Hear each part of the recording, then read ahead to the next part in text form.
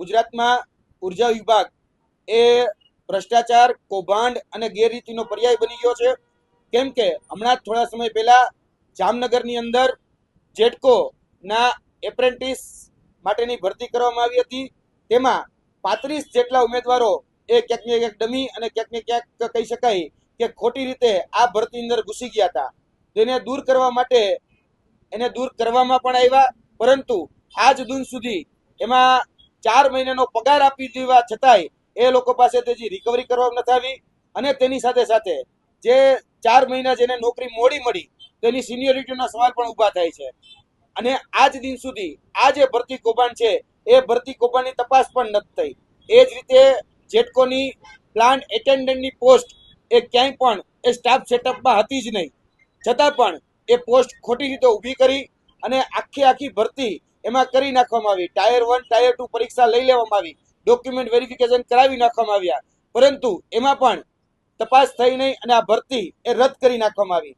તે જ રીતે જેટકોની આથી કહી શકાય કે થોડા સમય પહેલા 6 થી 8 મહિના પહેલા ઇલેક્ટ્રિકલ આસિસ્ટન્ટની ભરતી થઈ હતી, તો તેની અંદર પણ 1282 જે ઉમેદવારો હતા તેના પોલ ટેસ્ટ લેવામાં આવ્યા હતા, પરંતુ એ પોલ ટેસ્ટમાં ગડબડી હતી.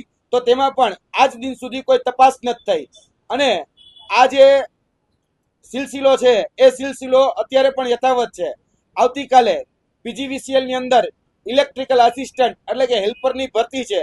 લગભગ જોવા જઈએ તો હજારો વિદ્યાર્થીઓ આ પરીક્ષા આપવાના છે, પરંતુ આ પરીક્ષામાં જેને કહી શકાય કે જવાબદારી સોંપવામાં આવી છે આ પરીક્ષા લેવા માટેની, એ જવાબદાર અધિકારીઓ ક્યાંક ને ક્યાંક પોતાના તાઇફાઓમાં એ વ્યસ્ત છે.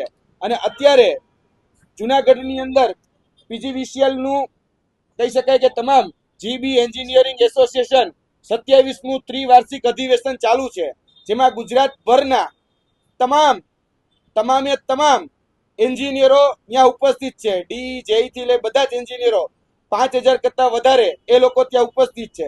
તો આ ભરતીનું શું, તેની સાથે સાથે અમારું આ માધ્યમથી એક બીજો પણ આક્ષેપ છે. જ્યારે રાજકોટની મીડિયા હાઉસમાં અમે જ્યારે છીએ ત્યારે પીજીવીસીએલ ની વડી કચેરી રાજકોટ ખાતે આવેલી છે, અને જે પીજીવીસીએલ અત્યારે જે કહી શકાય કે જીબી એન્જિનિયરિંગ એસોસિએશન નું 27મું ત્રિવાર્ષિક એસોસિએશન જ્યાં મળ્યું છે, તેમાં અધિવેશનની અંદર જે લાઈન નાખવામાં આવી છે એ 11 કેવી ની લાઈન નાખવામાં આવી છે. તમે જોઈ શકો છો કે 11 કેવી ની 2 લાઈન નાખવામાં આવી છે, જેમાં 2 ફીડરનો ઉપયોગ કરવામાં આવ્યો છે, રાજમોતી ફીડર અને એકલવ્ય ફીડર. આ એનો પુરાવો છે. હવે સામાન્ય નાગરિક, સામાન્ય ખેડૂત ને જો પોતાના વિસ્તારમાં એક ટીસી નાખવું હોય, એક લાઈન નાખવી હોય, તો હજારો પ્રકારના કાગળિયા કરવામાં આવે છે. એની મંજૂરી માટે 6-8 મહિના સુધી લબડાવવામાં આવે છે. તો આ કાર્યક્રમ માટે આ તો ખાનગી યુનિયન છે, તો આ ખાનગી યુનિયનના કાર્યક્રમને એ કઈ રીતે સીધી મંજૂરી મળી જાય છે? અને 2 ફીડરનો પાવર, 2 વીજ જોડાણનો પાવર એ એક જ જગ્યાએ ટેમ્પરરી વીજ જોડાણ આપવામાં આવ્યું છે, તો એક જ જગ્યાએ કઈ રીતે આપવામાં આવ્યો, કોની રહેમરાએ આપવામાં આવ્યો? તેની સાથે સાથે ગુજરાતની અંદર સ્ટાફની ખૂબ અછત છે. ત્યારે આ માનવ કલાકો જે છે એ માનવ કલાકો ક્યાંક ને ક્યાંક વેડફાઈ રહ્યા છે. અને અત્યારે પણ જે જાહેર જનતાના જે સેવકો છે એ જાહેર જનતાના સેવકો એ પોતાના ક્યાંક ને ક્યાંક ખાનગી યુનિયનના તાઇફાઓમાં વ્યસ્ત છે. અને વર્તમાનમાં જેને ખરેખર જાહેર જનતાના હિત માટે કાર્ય કરવાનું છે, જેમાં જે ગાડીઓ આપવામાં આવે છે, જે સરકારી ગાડીઓ છે, એ સરકારી ગાડીઓનો ઉપયોગ પણ આ તાઇફાઓની અંદર સરકારી ખર્ચે એ ઉધારવામાં આવે છે. તમે જોઈ શકો છો કે આ જે સરકારી ગાડીઓ છે એ સરકારી ગાડીઓનો ઉપયોગ આ જે ખાનગી યુનિયનનો કાર્યક્રમ છે, કોઈ સરકારી કાર્યક્રમ નથી. લગભગ આ જે યુનિયનનો કાર્યક્રમ છે એમાં 3000 કરતા વધારે ગાડીઓ આખા ગુજરાતમાંથી એ આવી છે. અને આનો હિસાબ શું એ સરકારી ખર્ચે સરકારી ચોપડે ઉતારવાનો છે? અને આ જે ગાડીઓ છે એ ટેક્સના પૈસામાંથી, ટેક્સ પેરના પૈસામાંથી, આના ડીઝલના કે આના ઘસારાના કે આના બીજા બધા પૈસા ઉધારવામાં આવતા હોય છે. તો આ જે કાર્યક્રમ થઈ રહ્યો છે એમાં ન કરે નારાયણ અને કદાચ કોઈ જગ્યાએ વીજ પુરવઠો ખોરવાય, ન કરે નારાયણ કોઈ જગ્યાએ કંઈક આકસ્મિક ઘટના બને, તો એના માટે જે ડેપ્યુટી એન્જિનિયર, જે જુનિયર એન્જિનિયર, જે એક્ઝિક્યુટિવ એન્જિનિયર, આ બધા જે એન્જિનિયરો અત્યારે જે તાઇફામાં વ્યસ્ત છે, ન કરે નારાયણ અને કદાચ કોઈ દુર્ઘટના બને તો એના માટે એ કોણ જવાબદાર રહેશે? તેની સાથે સાથે આ જે બાબતો છે એ બાબતોમાં હમણાં જ આજથી 3 દિવસ પહેલા જ 24/12/2025 ના રોજ એક સર્ક્યુલર જીબી માંથી પાસ કરવામાં આવ્યો છે.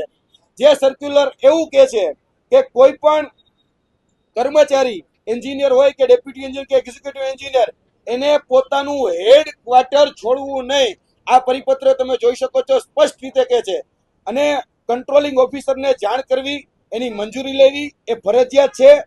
અને આમાં હેડક્વાર્ટર છોડવાની સખત અને કડક રીતે મનાઈ કરવામાં આવી છે.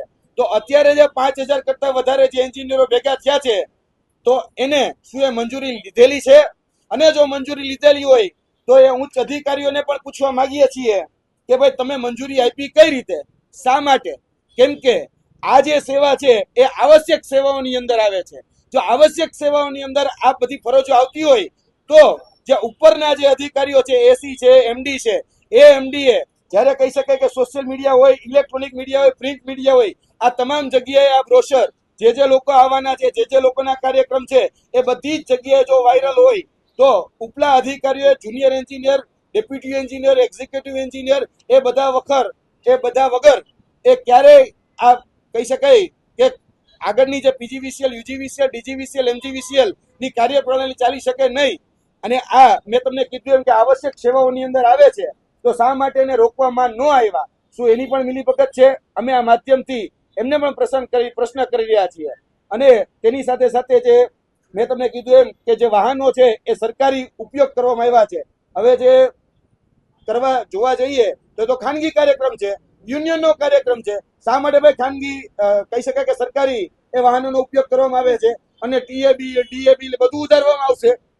તો ભાઈ આ સામાન્ય જનતાના ટેક્સના પૈસે શા માટે ભાઈ યુનિયન વાળા એ તાઇફાઓ કરે છે?